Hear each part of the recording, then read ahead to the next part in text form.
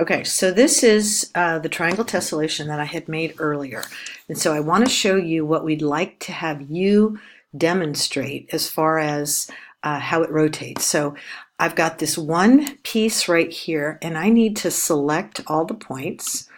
Okay, so I'm going to go around like I did before. And you probably should save a copy of your polygon before you hide all the points, because otherwise you just have to go all the way around again and select them. But I would save a copy of it before you hide everything so you don't have to go around this again. So I selected all my points. I'm going to construct the polygon interior. Okay. I'm also, let me select the segments as well. Okay, so I'm going to select, it might have been easier to just select points and segments, but right now I'm just going to go select the segments as well. All the way around, so we have the perimeter of my shape. Come on, you. Okay. And once you do that, we're going to make a copy of it. Okay, so I've selected all the way around. Did I get that one? I believe I did. No, I did.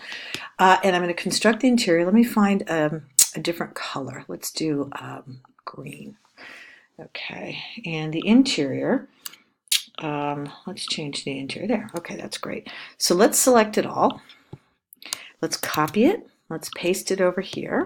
Okay, so let's take the other shape over here. So now we have two shapes. Okay, now what we can do is change the color of this guy to whatever you'd like. I'll make that one blue.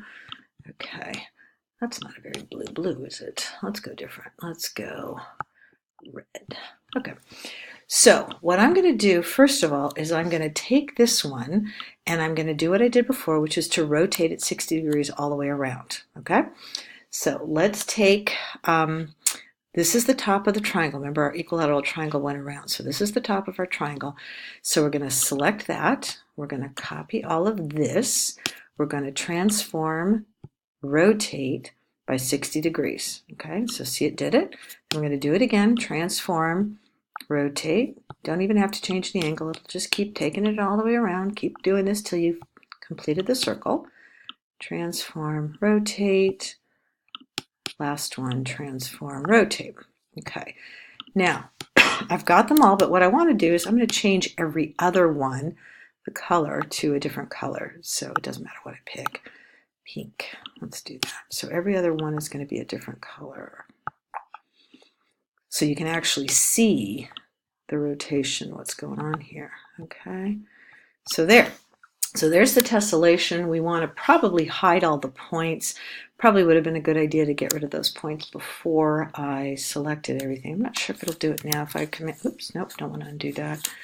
Let me do that one more time. Sorry about that. Rotate 60. Okay. I'm wondering if I select all, if it'll hide the points. Don't think it will do it. So what I'm going to have to do is, let's shrink them down. At least I don't have to deal with them right now. So probably before you rotated them, you might want to hide the points so they don't show up. But I got them down to pretty small dots, which is okay. All right, so we have this body. Okay, so if I select all of the 6 and just move it up slightly, this piece should fit here. And so what we're going to do, let's move them up a little bit more. What we're going to do is we're going to move this guy up so that I can select it and rotate it around. So select this free piece, okay, go up to the arrow, hold it down, go to the one that's got the little circle around it, okay, find a point that we're going to rotate, and we're going to rotate. Let's just pick up here. We're just going to rotate the whole thing. It should, oops, it should, if I select all, you selecting everything, you silly thing? Go that way, get it all. Okay, I gotta get all of it. Don't want to take that piece with me. I want this whole thing right here, so let's go from here down. Okay, there we go.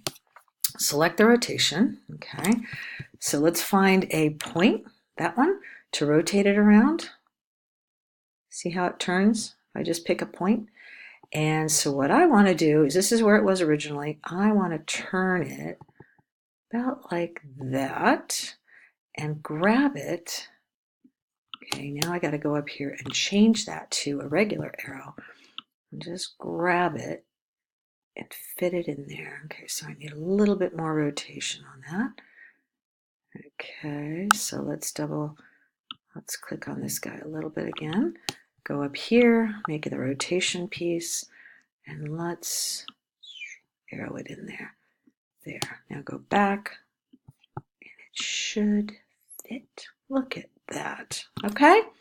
So now not only do you have this one going around 6, now you know that these guys also will fit.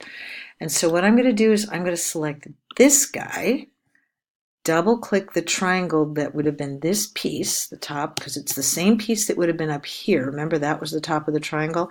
This guy, double click, rotate it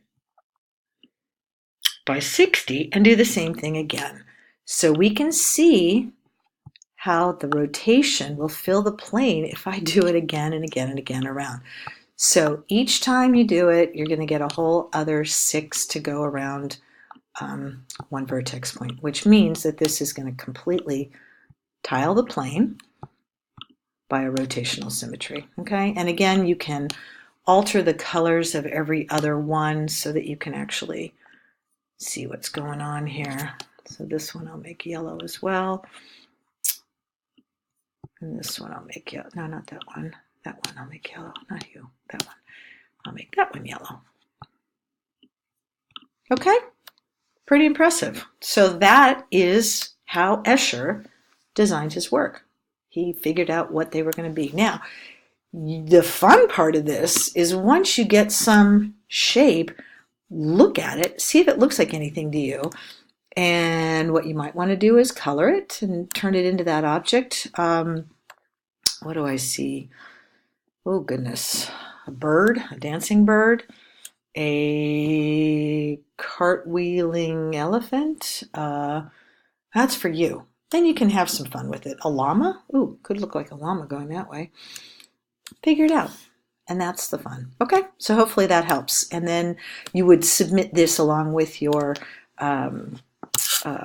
tessellation that you're going to do. Okay, so you have this one and the square one. Hope that helps.